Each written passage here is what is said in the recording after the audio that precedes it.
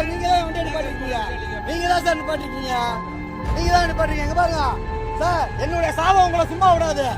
என்னுடைய சாபம் மட்டும் உங்களை சும்மாவே விடாது சார். ஒரு டிரைவரோட சாபம் உங்களை சும்மா விடாது. ஒரு 2000 ரூபாய் கேஸ் போடுறீங்க ஒண்ணுக்கு இருந்ததுக்கு.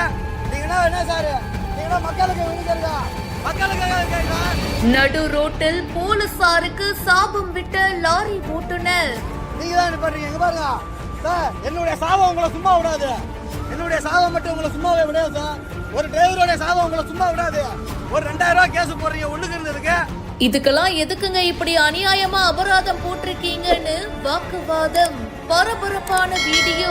நல்ல வீடியோ எடுங்க சார். அதான் தம்பி, இல்ல ஒண்ணு கொடுத்து சுதந்திரம் இல்லன்னு கேள்வி கேக்குற. ரைட் வழியில நான் வந்து சொல்றதே கேளு தம்பி. கேஸ் போடுங்க சார். ஒன்னு சொல்றதே கேஸ் போடுங்க சார். சொல்றதே கேளு நீ. வண்டி போடுங்க.